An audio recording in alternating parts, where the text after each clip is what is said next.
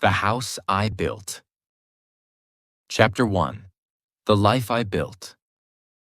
I built this house with my own two hands. Well, not literally. I'm no carpenter. But I paid for every brick, every beam, every window that catches the morning light just so. 43 years I worked at the manufacturing plant. Breathing in metal dust and machinery oil. My back aching by the time I turned 50. But I never complained. That's what you did for family. Margaret, my late wife, used to say I worked too hard. Robert, she'd whisper when I'd come home after a double shift. The children need their father, not just his paycheck. But I'd kiss her forehead and tell her I was building us a future. Our 3 children, Daniel, Patricia, and young Thomas, would have everything we never had. College funds, a house with a yard, vacations at the beach every summer. I kept my promise, even after Margaret passed 12 years ago. Cancer took her quickly, and suddenly I was both mother and father. I learned to cook their favorite meals, attended every school play and football game, worked overtime to cover Patricia's wedding, sent all 3 to university without a penny of debt. The house became my monument to Margaret's memory. 5 bedrooms in a quiet neighborhood just outside Portland, Oregon. A garden where she'd planted roses that I tended every spring. It was worth nearly $1 million now. The real estate agent had told me last year, though I'd never dream of selling it. This was home. I'm 74 now, retired for 9 years, living on my pension and savings. My health isn't what it used to be. Arthritis in my knees, a heart that occasionally skips beats. But I'm managing.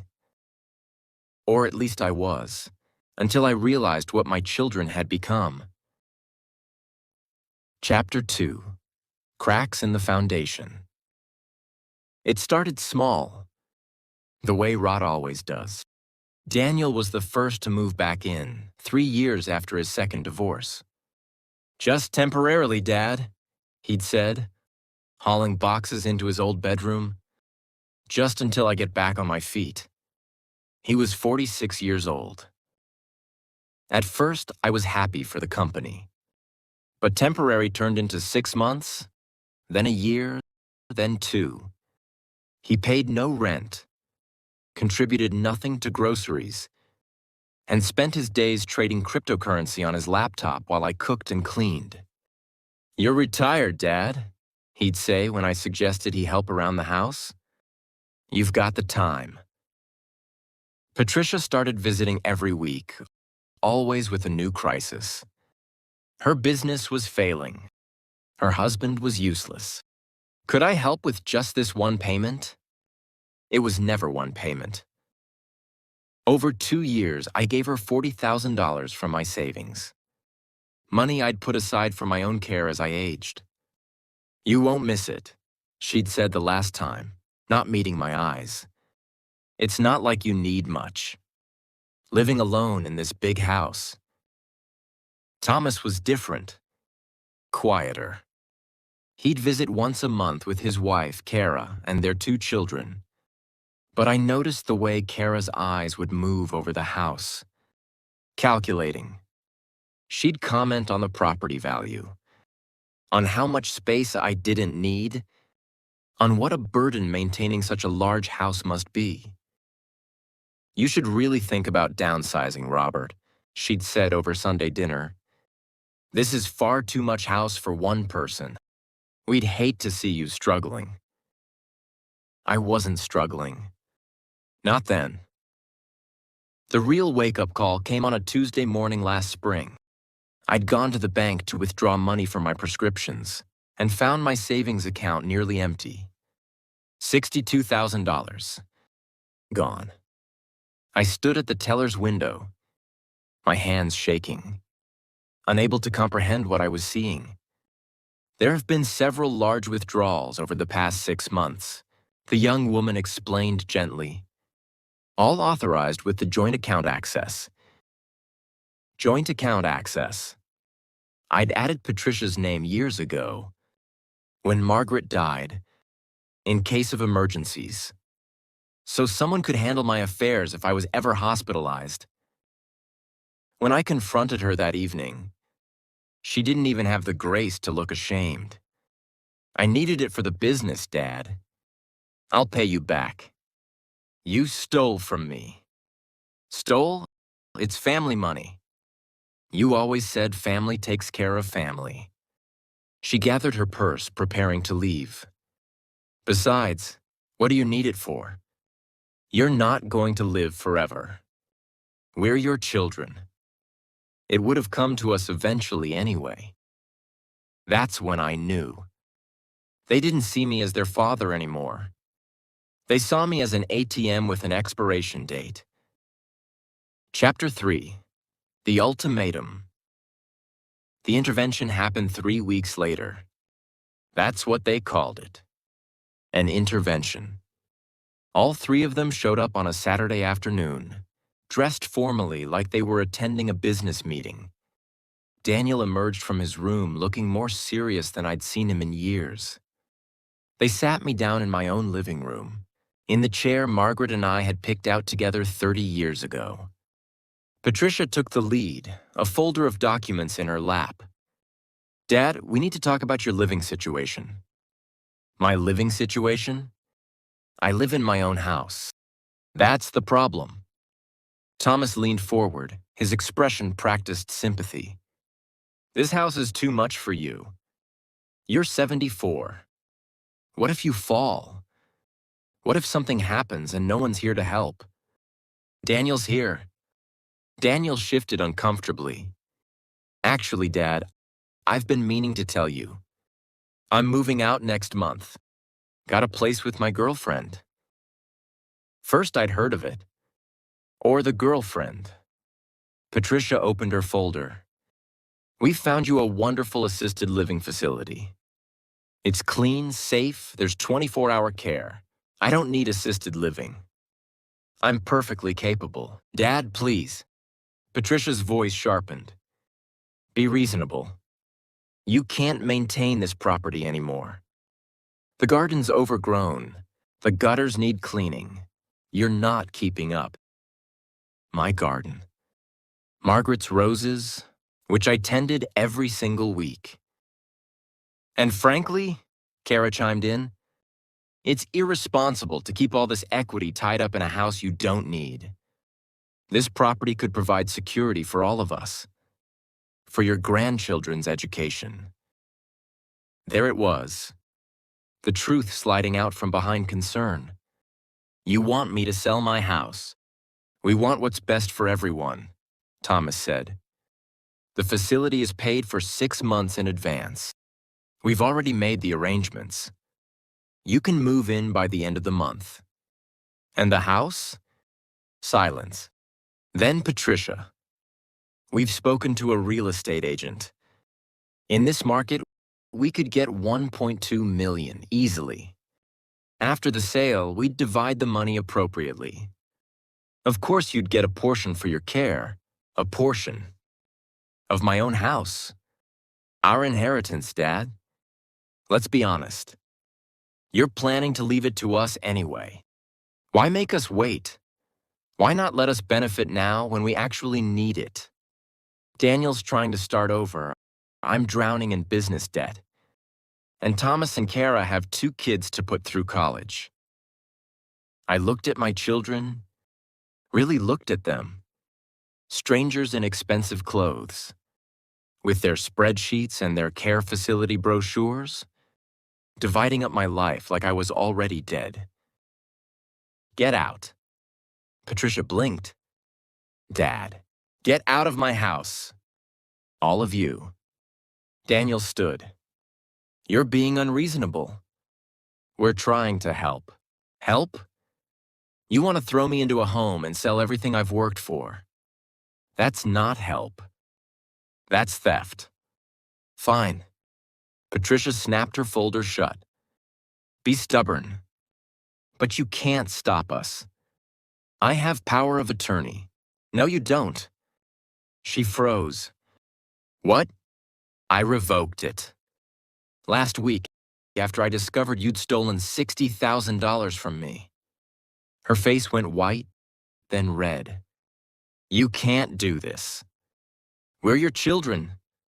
This house is our inheritance. An inheritance comes after someone dies. I'm still very much alive. Thomas stood, pulling Kara with him. You're making a mistake, Dad. Who's going to take care of you? What happens when you really can't manage alone? I'll handle it. Without any of you. They left in a storm of slammed doors and muttered curses. Daniel packed his things that night, leaving his key on the kitchen counter without a word. I sat alone in the silent house, my heart hammering in my chest, and realized something. I wasn't sad. I was angry.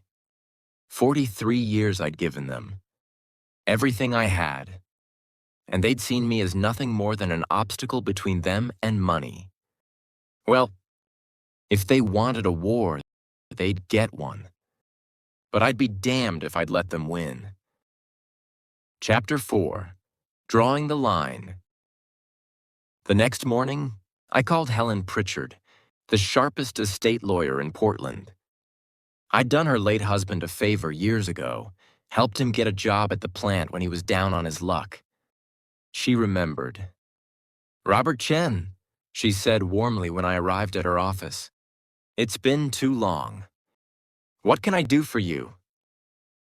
I told her everything. The stolen money, the intervention, their plans to force me into assisted living. She listened, her expression growing harder with each detail. Those vipers. She pulled out a legal pad. All right.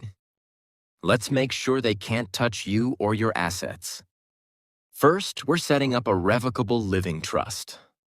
The house, your accounts, everything goes into it. You maintain complete control while you're alive, and you can name anyone you want as beneficiary. What does that do? It means the house never goes through probate. They can't contest a will that doesn't exist. More importantly, they can't claim you were incompetent when you made these decisions. Because we're doing it right now, with a full medical evaluation to prove capacity. Over the next 2 weeks, Helen and I restructured everything. I saw 3 doctors who documented my mental competency. I moved all my remaining savings to new accounts Patricia couldn't access. I installed security cameras around the property after Helen warned me that desperate people do desperate things. I have one more suggestion, Helen said during our final meeting. Have you considered what you actually want to do with your estate? I hadn't.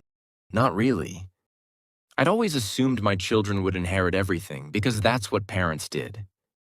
But why should I leave anything to people who'd tried to rob me while I was still breathing? The assisted living facility they wanted to put me in, I said slowly. Do you know if they're any good? Helen smiled. I'll find out. It turned out Meadowbrook Senior Living was excellent. One of the few nonprofit facilities in the area, focused on providing quality care regardless of residents' ability to pay. Many residents there had been abandoned by their own families. I want to leave them the house, I told Helen. After I'm gone, sell it and give the money to Meadowbrook to help people whose children threw them away. Helen's smile widened. That's poetic justice, Robert. I'll draw up the papers. The new trust named Meadowbrook as the primary beneficiary. My children would each receive $1. Enough to prove I hadn't forgotten them. Just enough to make my intentions crystal clear. I also discovered something interesting when Helen investigated Patricia's theft. The law was on my side. With proper documentation, I could press charges. Helen advised against it. Family court is messy, but I filed a police report anyway. Not to have her arrested, but to have the theft on record. Leverage, Helen called it. Chapter 5. The Reckoning. For 3 months, I heard nothing from my children. I tended my garden, went to my doctor's appointments, had coffee with old friends from the plant. The house felt peaceful without Daniel's constant gaming noise or Patricia's dramatic visits. Then the letters started arriving. First from Daniel. A rambling email about how I was tearing the family apart, how Mom would be disappointed, how he needed help with his rent. I deleted it. Then Patricia, a text message. Dad, I know we got off on the wrong foot. Can we talk? I miss you. I blocked her number. Thomas tried a different approach. He showed up with the grandchildren on a Sunday afternoon. I watched from the window as 8-year-old Sophie and 10-year-old Marcus played on the lawn. They were innocent in all this. It wasn't their fault their parents were vultures. I let them in, but only the children. Grandpa! Sophie hugged me tight. We missed you. I made them lunch, listened to their stories about school, played board games in the living room. When Thomas came to pick them up, he tried to step inside. Just the kids, I said firmly. Dad, come on. Can't we talk? You said everything you needed to say in March. I have nothing to add. I'm sorry, okay? We all are. We made a mistake. You tried to steal my home and lock me away. That's not a mistake. That's betrayal. For God's sake, we're your family. No, I said quietly. Family doesn't do what you did. You're just people who share my DNA. I closed the door in his face, but not before I saw Sophie's confused expression. That hurt, but not enough to change my mind. The real explosion came in August. Patricia must have been talking to someone at the bank, because she showed up at my door in a fury, with Daniel and Thomas behind her. You changed everything, she was shouting before I even opened the door fully. The accounts, the house. You put it all in a trust. My property, my decision. We're your children. You can't cut us out. I can do whatever I want. It's my house. Daniel pushed forward. This is because of the money, isn't it? Patricia's paying you back. Tell him, Trish. I'm working on a payment plan. You stole $62,000. Working on a payment plan isn't the same as paying it back. That's it. Patricia's voice went cold. You're clearly not competent to make these decisions. We're going to court. We'll prove you're senile, not fit to manage your own affairs. Try it. I handed her a manila envelope. That's a copy of my recent medical evaluations. 3 doctors have certified I'm of sound mind. My lawyer also has documentation of everything you've done. The theft, the attempted coercion, all of it. You take me to court, and I'll press charges for elder abuse. That's jail time, Patricia. She stared at the envelope like it was a snake. You're bluffing. Test me. We stood there, locked in a silent war. Finally, Thomas pulled Patricia back. This is insane. You're willing to destroy your own family over money? I'm not the one who tried to do that, I said. I spent my entire life building something for you. I gave you everything. And the moment you thought I was weak enough, you tried to take what was left. So yes, I'm willing to let you go. I already have.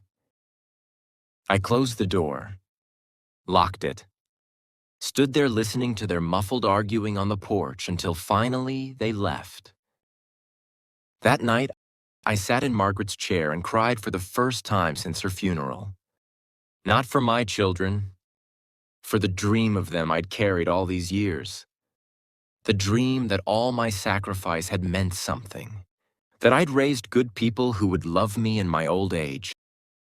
That dream was dead, but I was still alive. Chapter 6: Consequences. Word spreads quickly in a small community. Within weeks, people knew.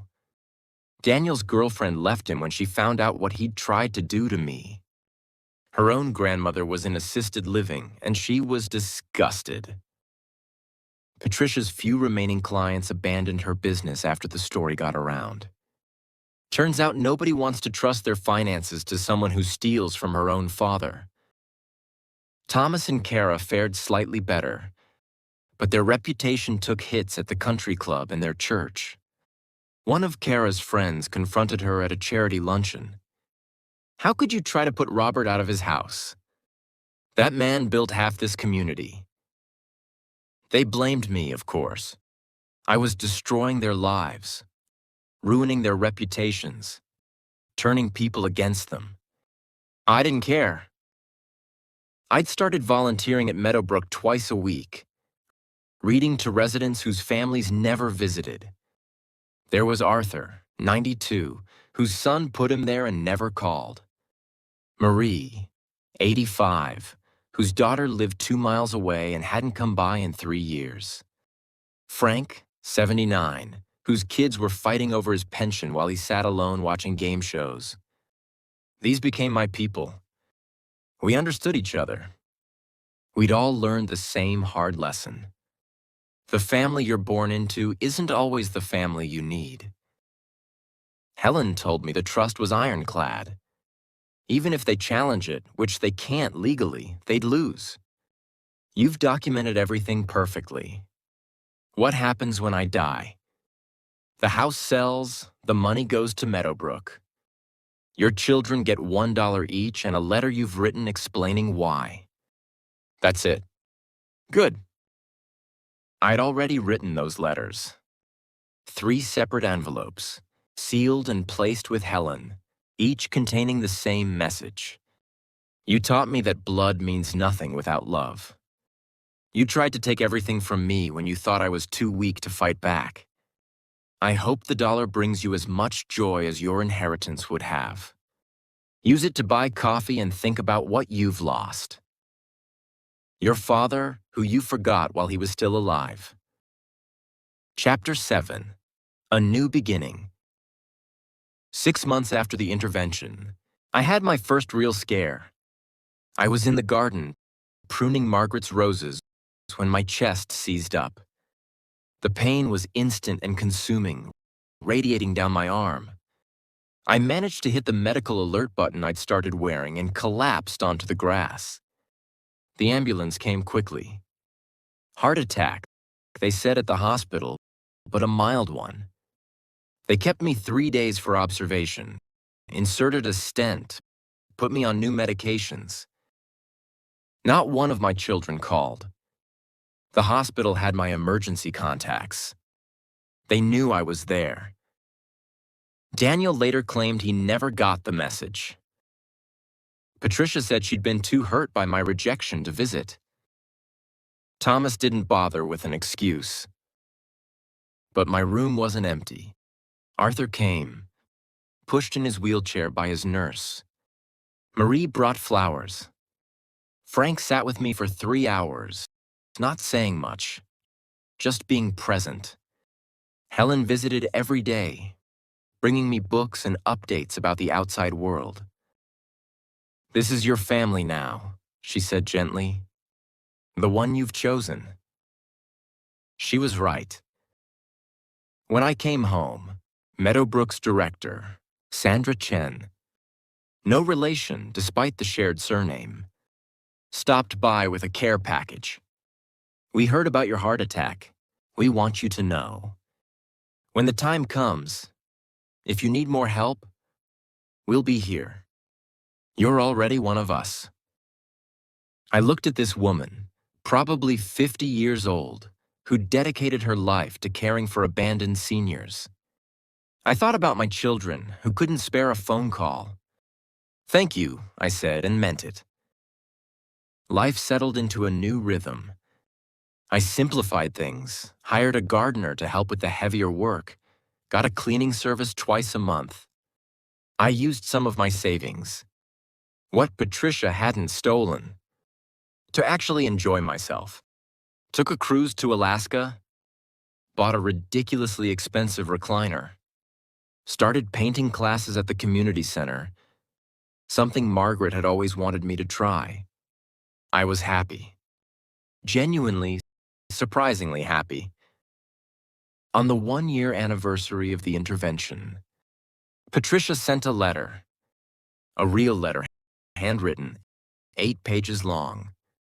She apologized for everything, said she'd been stressed about money, had made terrible choices, wanted to make things right. Could we please try again? She'd learned her lesson. They all had. I read it once, then placed it in a drawer with the others that had arrived over the months. Daniel's emails, Thomas's voice messages, all the pleading, all the promises. I didn't respond. Because here's what I'd learned. Loving yourself isn't selfish. Protecting yourself from people who hurt you isn't cruel. And family, real family, isn't about blood. It's about who shows up, who stays, who loves you when you have nothing left to give them. My children had shown me exactly who they were when they thought I was vulnerable. I believed them. 2 years have passed since that Saturday afternoon intervention.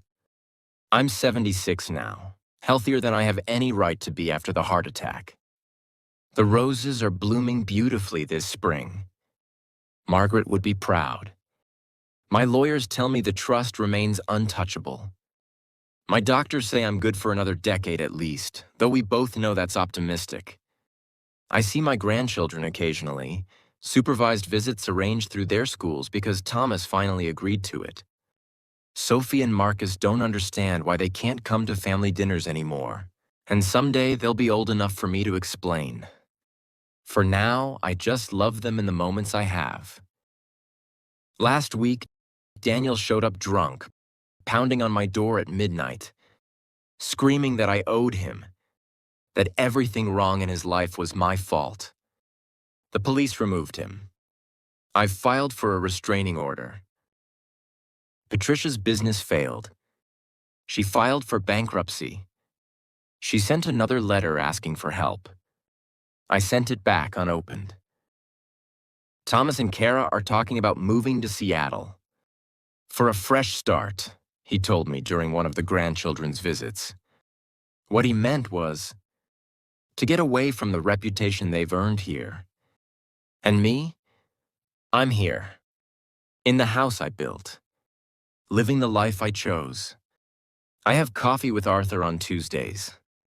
Marie teaches me to knit on Thursdays. Frank and I watch football on Sundays, usually with 3 or 4 other Meadowbrook residents I've befriended. I'm writing this story down now because Sandra asked me to. Other people need to hear this, she said. So many seniors let their children walk all over them because they're afraid of being alone.